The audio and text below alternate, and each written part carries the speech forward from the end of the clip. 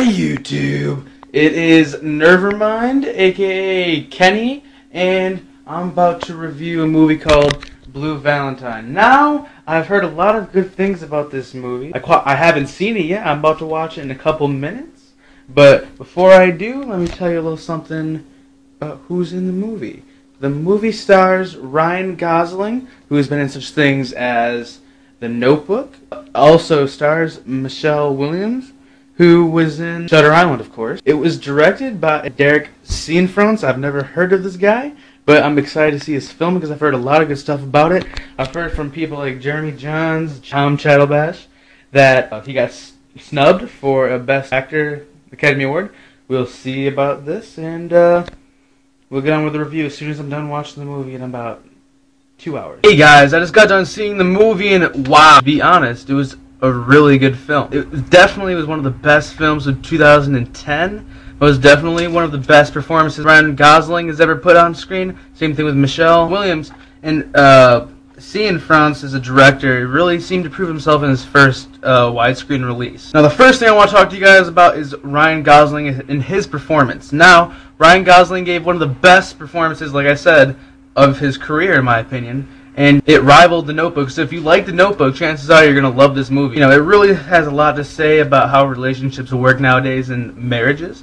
And Ryan Gosling really shines out, and you really feel like you know what it's like to be in a broken marriage of sorts. He's one of those characters where it's really hard to hate him, but it's really easy to love him. Like, he makes some really bad decisions, but you feel like you kind of would have done the same thing if you were in his place. You feel like somewhere along the way something went wrong, and that's what the movie really tries to explore, and that's what he puts brilliantly on film. And another thing I'd like to say is that Ryan Gosling 100% got snubbed for Best Actor nomination. 100%. Before I saw the movie, I was kind of like, you know, maybe, but a lot of people say that about a lot of different actors in a lot of different movies, but Ryan Gosling in Blue Valentine definitely should have been nominated.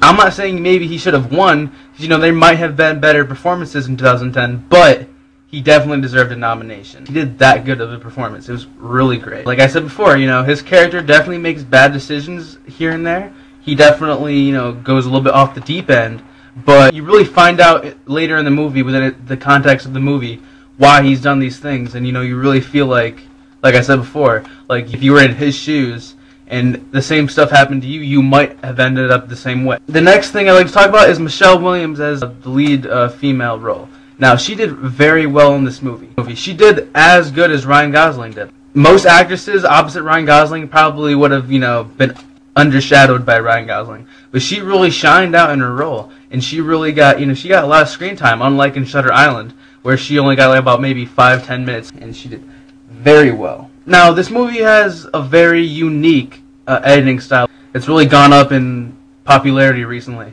and it's showing the storyline but not in a linear time frame. Let's say the movie begins modern day, it'll flash back to how Ryan Gosling and Michelle Williams' relationship first started, and then it'll flash back to present day, and then it'll do another flashback. So it's kind of startling, but in a good way. It really makes you see the ins and outs of their relationship, and you really get to see who they've become and who they once were. The editing style is very unique, very crisp, very, very focused.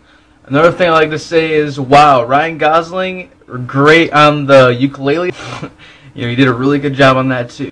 Derek C. did a very good job in directing this film. Alright, I give it a 9 out of 10 stars. Like I said, one of the best films of 2010. Check it out if you already haven't. And for next time, I'm Nevermind, aka Kenny, and I'll be back with you, hopefully with a more recent movie. I haven't really been able to get to the movies recently, but maybe I just might go back to earlier movies or something like that. I'm probably gonna do some of the Philip DeFranco Movie Club movies. Until next time, this is Nevermind. Have a great day, guys. Fuck yeah!